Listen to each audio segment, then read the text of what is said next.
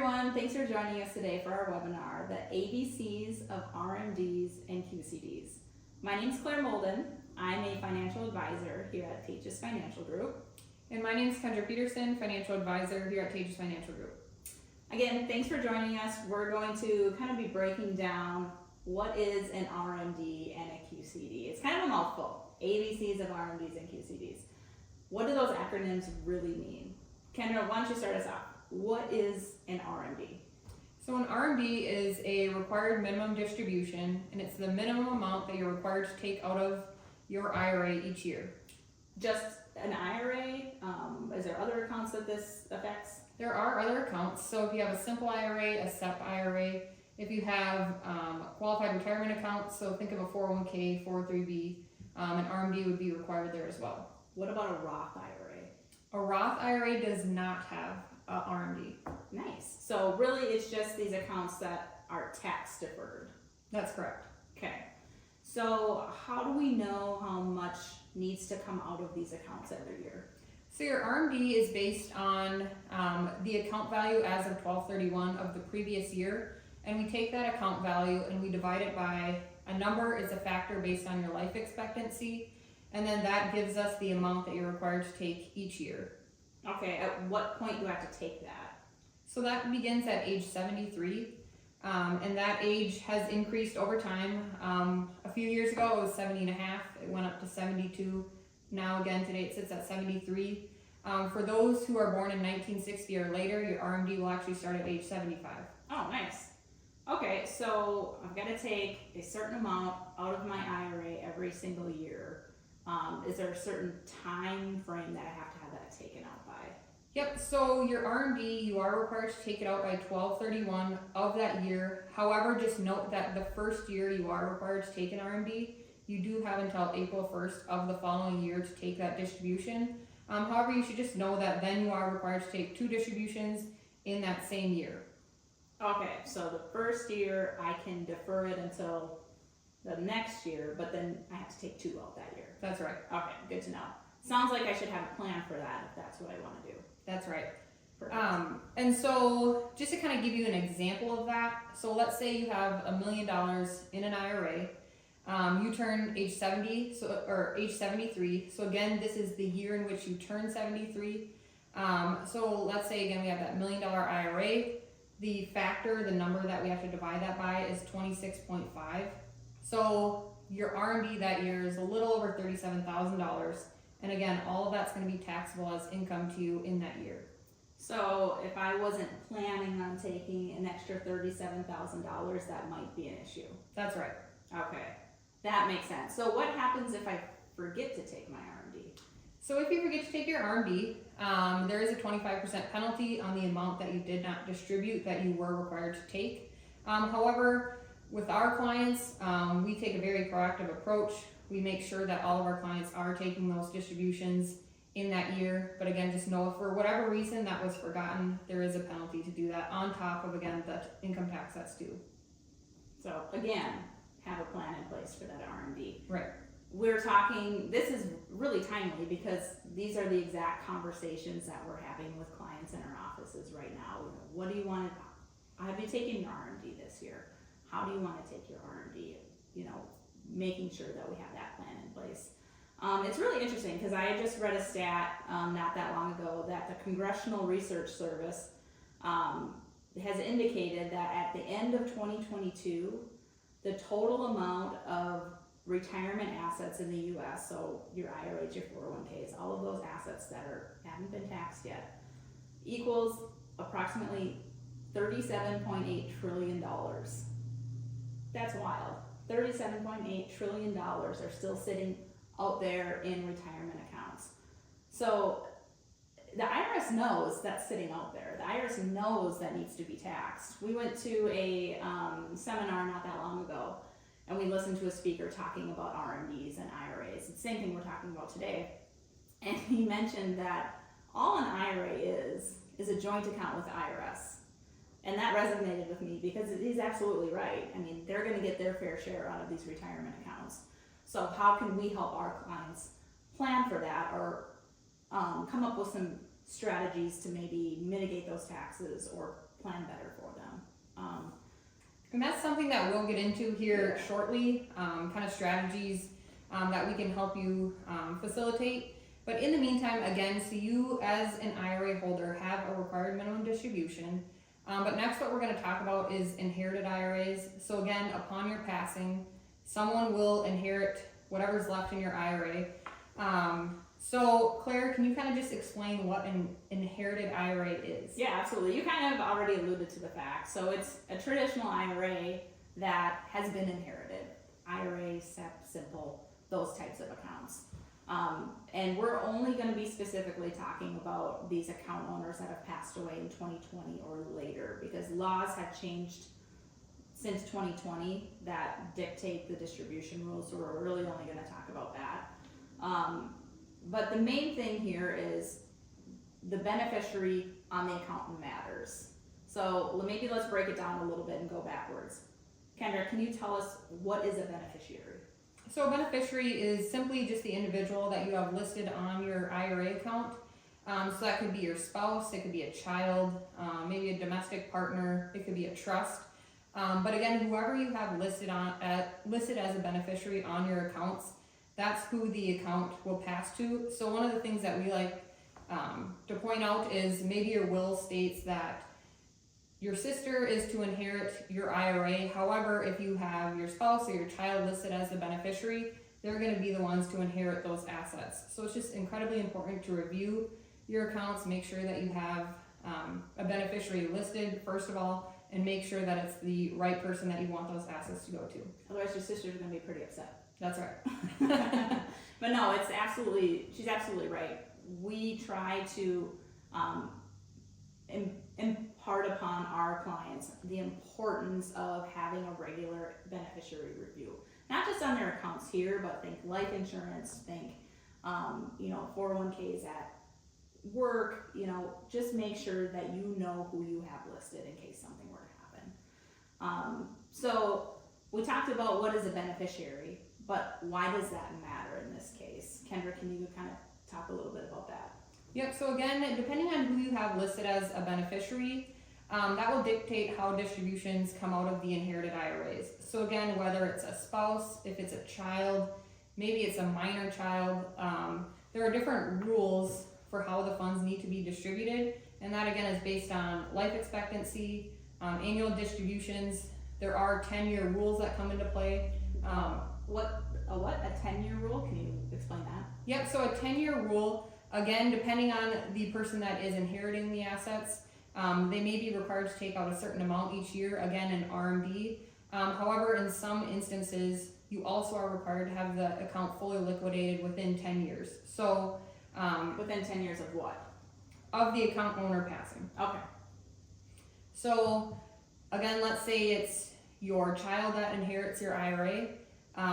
They may be required to take out a certain amount each year, but then just know that again, by year 10, the account needs to be fully liquidated.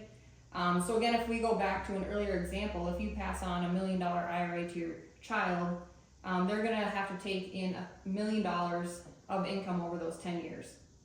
Yeah, and if they weren't planning on that, that could actually be a pretty big deal for them. That's right. So again, just one of those things, don't hesitate to reach out to us. We can kind of talk through what your distributions will look like for your specific situation based on the beneficiaries that you have listed. Mm-hmm. Absolutely. And that kind of brings us into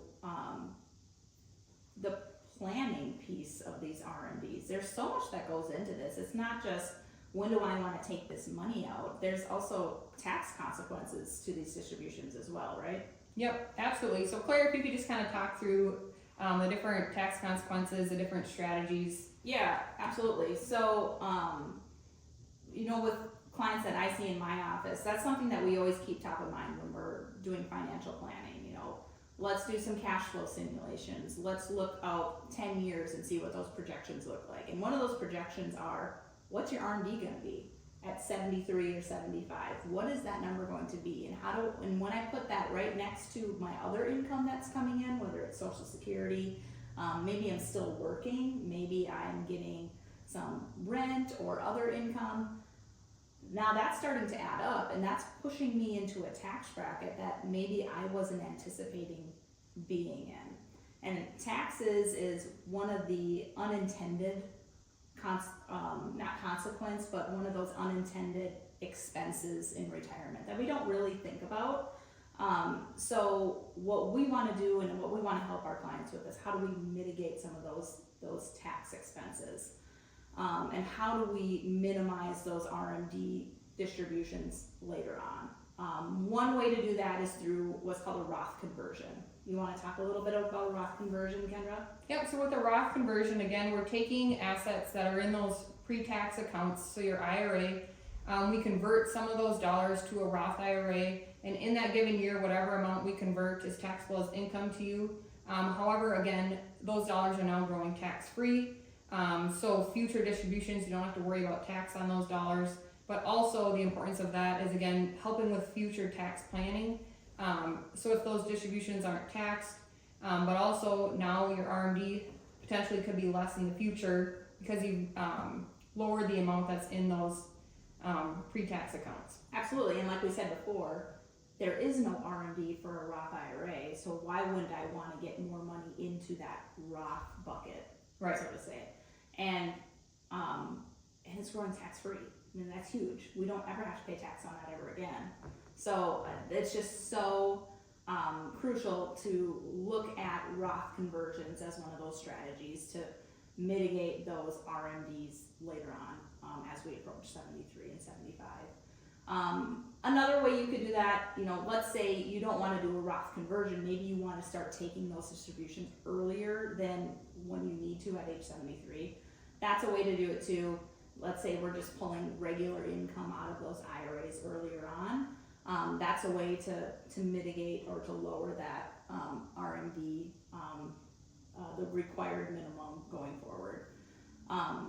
Is there a way we can do this and get tax-free distributions? Yeah, so one of the ways we can do that, again, part of the conversation that we're having today is about QCDs. A QCD is a Qualified Charitable Distribution, and again, that's simply taking dollars from your IRA, sending it directly to a charity.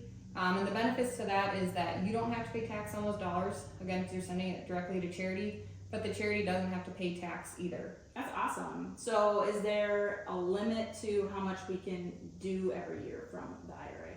Yep, so the QCD limit each year is $105,000. That's per individual, so again, if you're married, you can give twice as much through QCD distributions, so $210,000. That's awesome. And that is set to go up next year to $108,000, and again, that's just indexed for inflation. Okay. Going forward. Awesome. So is that the same age that we can do QCDs as RMDs, or is that a different age? So you actually are allowed to do QCDs at age 70 and a half. So again, if we kind of go back to earlier, your required minimum distribution age is 73. But again, you have, a couple of years before that where you can start sending out these QCDs. Sure. And that's simply because they changed the law, increasing the age for RMDs to 73, but they didn't touch the age for QCDs. So that actually provides a really nice opportunity to start your planning early for those distributions. We can start giving that money to charity earlier than what we maybe would have to with the RMDs. So Claire, can you just kind of walk through why should someone use a QCD? Well, we kind of touched on some of that already. I mean, the tax-free distributions, you can get that money out of a tax-deferred account tax-free. You don't ever have to pay tax on that money. We already talked about that joint account with the IRS. I always tell clients this is a really good way you can stick it to the IRS, but sometimes it lands well, sometimes it doesn't. Right. But you get those tax-free distributions. It also makes financial sense. So if you think about your charitable giving, most people are used to just kind of writing a check out for whatever charity that they're supporting. Well, that's after-tax money. That's money that you've already paid taxes on. If we're taking it out of our IRA, that's money we never have to pay tax on. And if that goes directly to the charity, we're already money ahead. And if you think about where our tax law is today, again, I'm not a tax person. I'm not giving tax advice, but we have this really large standard deduction that we can have right now, so upwards to over $30,000. So we can utilize that, and we can utilize a qualified charitable distribution where we're taking whatever that amount is that you're doing as a QCD, we're taking that off of your taxable income for the year. So we can really maximize charitable giving right now. And more so than because it makes financial sense, it's a really good way to be part of your charitable giving strategy. Not everything has to come from the IRA, but financially it might make the most sense, right?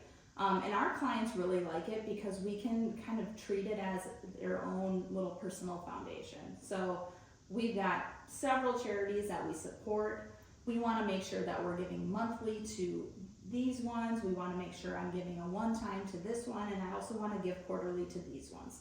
And we can set that up so it's just automatic. They don't have to think about it. They know that those distributions are going out. And then at the end of the year, we give them a nice little printout that says, this is how much you gave this year, and this is how much came out of the IRA, and this is how much you pay tax on. If you did 100% QCDs, you didn't have to pay tax on any of it. It's great. And it's really easy to do. I don't know if you want to talk a little bit more about kind of the operational side of how that works for our clients. Yeah, so again, if you're someone that thinks that they want to start utilizing these QCDs, really all we need to know is the name of the charity, the address of the charity. You sign a form, and then we get that set up on your accounts here. And then again, like Claire touched on, we can set that up to go monthly, quarterly, annually, or again, we have clients that just call in at random and want to send additional distributions there as well. So it's really easy. Then it's just a simple call from there. Yeah, and within the last couple of years, we've started to track how much money actually goes out to charities from our clients' accounts. Do you have that number? Yeah, so just as of last year, so 2023, our clients gave over $1.1 million to charities. And honestly, it's one of the best parts of our job is just kind of seeing the charitable side from our clients. Oh, and the impact that goes into our community, and knowing that we helped facilitate some of that is really rewarding, I think. Yeah, absolutely. So we've kind of shown you high level, what is an RMD, what is a QCD, why does that matter? Well, it matters because this is all part of your plan. You know, we want to make sure that we're doing our job and making sure that we're accounting for what is this RMD doing for you? Do we want to take this as income? Do we not want to take this as income? Are you charitably inclined? Can we use that in lieu as part of your charitable giving strategy? And the cool thing about this is everyone's different. I mean, you're going to have your own tailor-made plan because your individual goals and what you want and what your strategies are completely different from someone else. So that's what I find rewarding in my job, is kind of helping people see what that plan is and how we can help them get there. So I think it's important to have this conversation with your advisor, have it early so that you have your plan in place. Yeah, absolutely. So again, if you have any questions about anything we talked about today, give our office a call. You can also find us on our website, tejas.financial.com. So that's kind of all we had as far as the RMDs and QCDs today. But I also wanted to put in just kind of a plug for an event that we have coming up here at Tejas Financial Group. Coming up on Saturday, December 14th, we're having our 3rd annual Lakes Area Paddle Battle Pickleball Tournament. And that's taking place out at the Wilmer Civic Center. So we'd love to have you there. We're partnering with the Wilmer Community at a Rec, as well as Youth for Christ. And all proceeds for that tournament directly support Youth for Christ. So again, if you're an individual that likes to play pickleball, sign up. We can get you a partner. Otherwise, sign up a team as well. We'd love to have you there. Absolutely. It's one of the events we look forward to every year. People love pickleball, and it's a fun event to go to, so we're really looking forward to it. So again, thanks for joining us today. Hopefully you found some information here that was informative. We've learned something. If you have questions, like we said, give us a call. We'd be certainly happy to answer anything regarding RMDs and QCDs. So thanks again. Have a great Thanksgiving. See you later.